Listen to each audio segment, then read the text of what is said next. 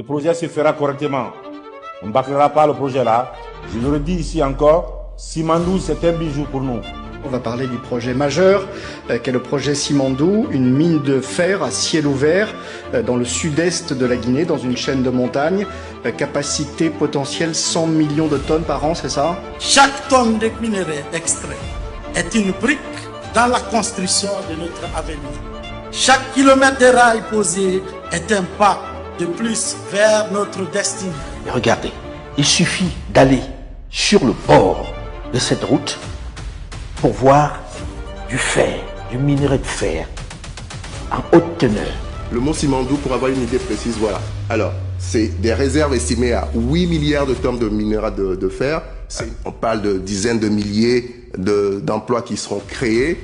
Le fer, ce projet, quand il sera lancé, permettra à la Guinée de diversifier son économie. Chaque emploi créé est une lumière d'espoir pour chaque famille guinéenne.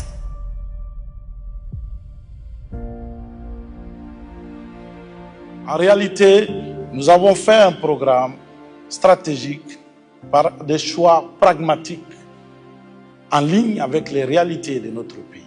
Notre premier objectif, c'est d'abord de s'occuper du ventre des gens, avec l'agriculture, l'industrie alimentaire et le commerce. Ensuite, on s'occupera de la tête des gens, avec l'éducation et la culture. Ensuite, on s'occupera de leur mode de vie, à travers les infrastructures, les transports et les technologies. Et bien évidemment, on s'occupera de leurs poches également, avec l'économie et la finance et l'assurance. Et tout ça pour le bien-être et la santé de notre population. C'est ça la vision du chef de l'État, à travers le programme Simandou 2040. Ça aurait pu s'appeler Kassa 2040, ça aurait pu s'appeler Kakuluma 2040 ou Nimba 2040. Les Ivoiriens, à l'époque, dans les années 2000, ils avaient un programme de développement qui s'appelait l'éléphant d'Afrique. Le Sénégal, ils ont eu Sénégal émergent, ils vont de créer Sénégal 2050. Et Simandou 2040, ça permet de maintenir la dynamique qui est du succès de la réalisation du projet Simandou à travers le co-développement qui a été initié par le président de la République. Sans le président de la République, ce projet, tel qu'il est configuré et structuré aujourd'hui, n'allait jamais se faire. L'État reste convaincu que le Transguinéen, qui était un rêve des pères fondateurs de la Guinée et l'ensemble de nos peuples, devient enfin une réalité. 20% des revenus qui seront issus de l'exploitation des infrastructures du projet Simandou seront utilisés pour financer des bourses pour les meilleurs étudiants guinéens, pour qu'ils aillent étudier dans les meilleures universités à l'étranger. 5% des revenus qui seront issus de l'exploitation minière vont être utilisés pour renforcer le système éducatif en Guinée. Pour nous, l'élément le plus important, c'est aussi mettre l'humain au centre, le capital humain, parce que nous savons que les défis du futur sont surtout la formation du cadre guinéen, qui va implémenter le programme pour les 15 prochaines années et peut-être à peine 25 ans après, qui sera brillant diplômé de Harvard ou de MIT et qui reviendra en Guinée pour travailler dans la compagnie du Transguinéen. Et comment fabriquer ce Guinéen-là dès aujourd'hui, par quelle méthode? Ça, c'est vraiment l'ambition et la vision du chef de l'État. Voici les types de questions qu'on se pose aujourd'hui. Nos parents sont allés à l'école pour faire le Simandou. Les premiers ingénieurs guinéens ont été formés pour participer au projet Simandou. Donc c'est un honneur que ce soit notre génération qui le voit se réaliser. C'est un honneur pour la Guinée de pouvoir offrir ce cadeau au monde. C'est un projet intégrateur qui connecte les 4 régions naturelles de notre pays pour aller vers son développement accéléré. La Guinée, avec Simandou, va clairement jouer un rôle crucial et sous le leadership, bien évidemment, du président général Mamadi Doumbouya, qui nous donne la chance de montrer que quand la Guinée se met ensemble, il est bien possible qu'on fasse des miracles. Tout ce qui est lié aux opérations, le paiement des impôts et taxes, un certain nombre de cash flow, des revenus générés par la société, ces revenus seront domiciliés dans les établissements bancaires guinéens. Ça permet d'avoir des capitaux beaucoup plus bas, donc des revenus pour l'État qui vont venir beaucoup plus tôt. Tout ceci contribue à amener notre pays, le système financier également du pays, et vers un autre niveau pour sortir nos banques du schéma dans lequel elles sont aujourd'hui, c'est-à-dire c'est des banques. Il y a deux opérations, dépôt et retrait ou établissement des lieux de crédit pour faire financer de l'importation. Il n'y a pas de financement de projet. L'objectif pour nous est très clair.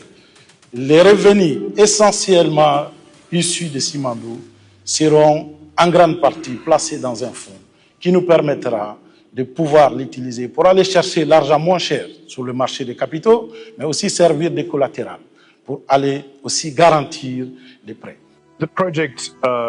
Le projet n'aurait pas pu avancer aussi rapidement, ni aller aussi loin, sans une relation solide et positive entre les partenaires industriels et le gouvernement.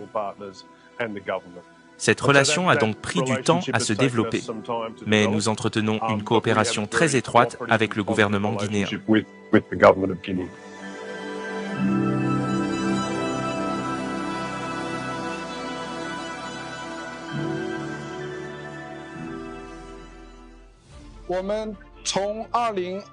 Depuis mars 2020, nous avons établi des contacts avec les autorités guinéennes. Au cours des 3 dernières années, dans le cadre de l'avancement du projet Simandou, nous avons développé une relation constructive. À ma connaissance, la partie guinéenne a effectué 2 visites très importantes en Chine. La première remonte à janvier 2023, lorsque la délégation présidentielle guinéenne a effectué sa première visite au siège de Baowu à Shanghai pour discuter en détail du plan de développement du projet Simandou.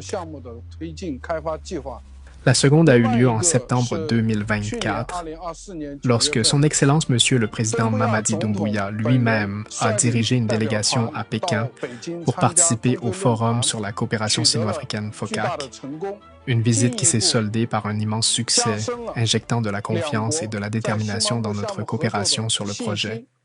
Simandou contribuera à la décarbonisation de l'économie mondiale à travers la qualité exceptionnelle du minerai de fer, qui permettra certainement à des hauts fourneaux qui transforment aujourd'hui des minerais de qualité inférieure à baisser leur consommation, minimiser les impacts écologiques de l'exploitation minière, comme la déforestation et la pollution des rivières. Tous les piliers qui ont été identifiés au sein du programme Simandou auront une composante environnementale.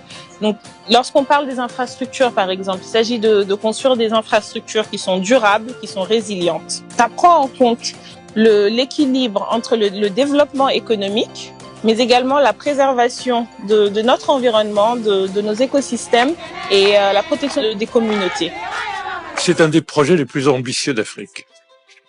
Parce que c'est une ressource très importante, c'est le plus grand, au fond, gisement de fer de haute teneur dans le monde. Mais on est en train de le mobiliser pour en faire l'instrument préféré pour structurer une économie guinéenne très ambitieuse, avec une croissance forte. Et la Guinée, et c'est important pour tous les citoyens de l'Afrique de l'Ouest de bien le comprendre, elle a des atouts uniques, mais qui sont pas simplement j'ai du fer, j'ai de la bauxite, j'ai des diamants, j'ai de l'or, mais si j'ai une volonté politique, j'ai une ambition, j'ai des talents. La Guinée est assez impressionnante en termes de bons indicateurs, en termes de déficit très modéré ou d'excédent commercial ou de monnaie qui se tient bien, qui se tient ferme. Et donc ça, ce sont des atouts très importants. Donc aux experts de développement qui étaient réunis, on a pu, au fond, tous ensemble, se dire la Guinée est en Afrique un des pays qui peut aller le plus vite. Le pays-là, Kirouane, traversé Kissidougou, Farana, Mamou, en Moyenne-Guinée, Kindia en Basse-Guinée et aller vers l'océan. C'est un chemin de fer d'environ 650 km. Le projet intégré Simandou, qui englobe les mines, les infrastructures multi-utilisateurs et multi-usagers, dédiées pour le transport de minerais de fer, bien évidemment, mais également pour le transport de marchandises et de passagers. Au cœur de cette ambition se trouve le projet Simandou.